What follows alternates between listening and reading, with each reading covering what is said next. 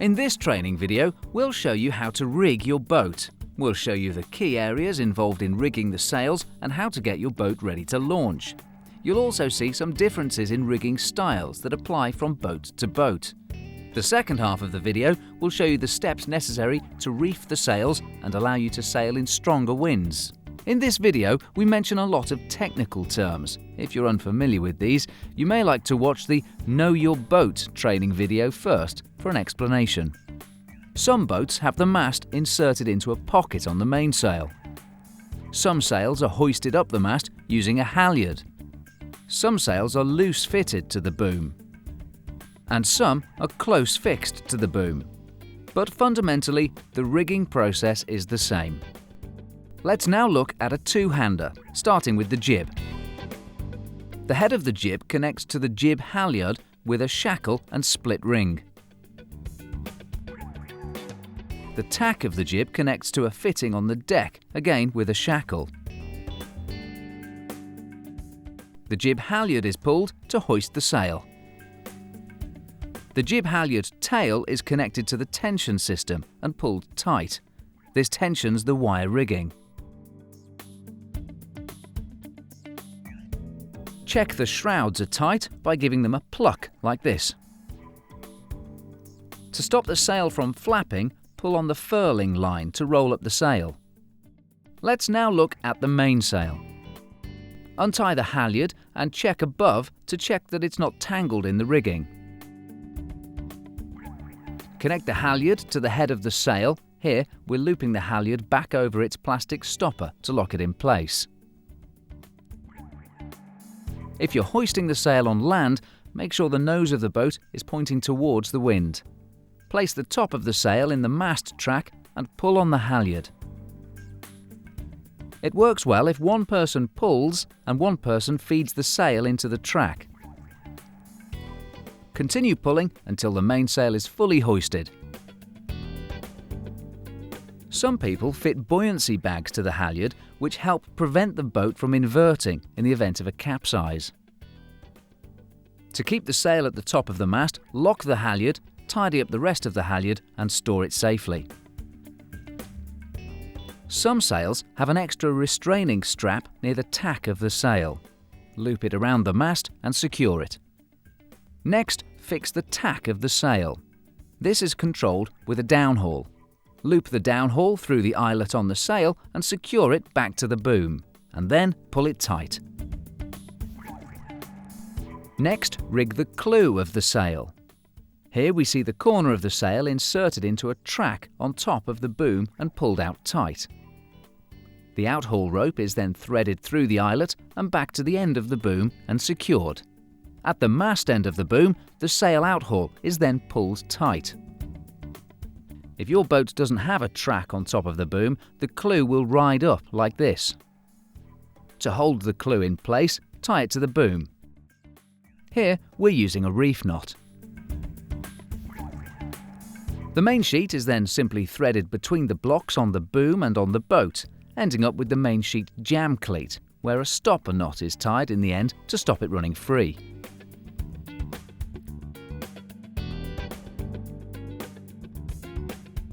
Some single-handers don't have wire rigging to support the mast.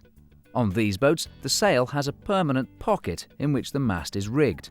The whole unit is then lifted and inserted into the deck of the boat. These sails don't have a track along the boom to hold the foot of the sail in place. The clew end of the sail is then connected to the outhaul on the boom. It's important to tie the clew down like this, as it helps to keep the sail more controllable. Another system will have the foot of the mainsail sliding along a track on top of the boom, and the clew outhaul connects to the sail with a shackle. You may also have a wire halyard. In this situation, the shackle is fitted to the top part of the mainsail, and when the sail is hoisted, the end of the halyard fits over a rack at the bottom of the mast. In this configuration, the boom connects to the mast via a gooseneck, and the tack of the sail is permanently fixed to the end of the boom. In this situation, the downhaul is called the Cunningham, and it works in the same way. Poke the control line through the hole in the sail and tie it back to the end of the boom with a bowline. If your kicking strap is not permanently fixed to the boom, you'll have to connect it. If you have a lifting rudder, put it in place with the blade raised and make sure the safety clip is fitted. This prevents the rudder from falling off in the event of a capsize. Reefing allows you to reduce the sail area of your boat. This will allow you to keep in control on windy days. It's best to reef ashore, and if in doubt, put a reef in. You'll have a number of reefing points that allow increasing amounts of reefing to be applied to the sail. In this example, we're starting with the mainsail fully rigged and hoisted. First, release the reefing line from the boom and pull all the slack through. Thread the end of this line through the first reefing point behind the mast, and on the other side of the sail return the line to the boom, but keeping inside the kicking strap. Tie the end of this line to the boom with a bowline.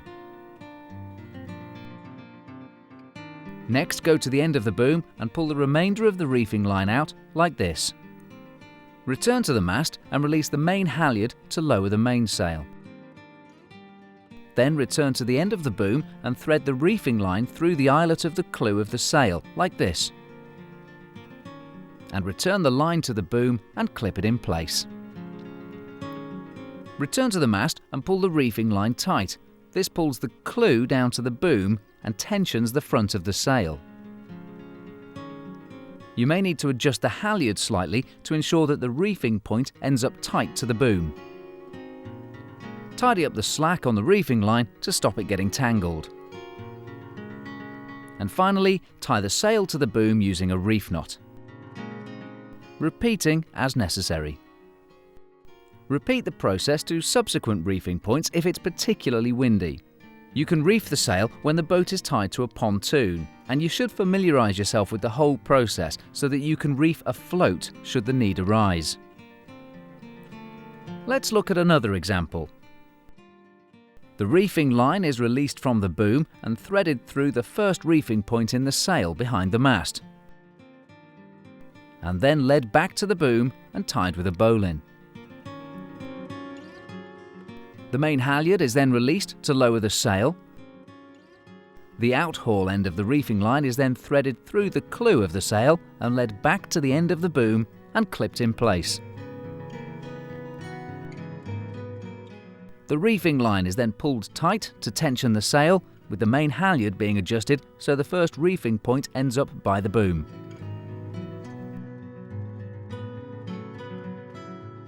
Continue to pull the reefing line to make sure there's no slack. For single-handed boats that don't have wire rigging to support the mast, reefing is simple. Disconnect the outhaul from the clew end of the sail and simply wrap the sail completely around the mast. You can do this several times if necessary. Finally, reconnect the outhaul back to the boom.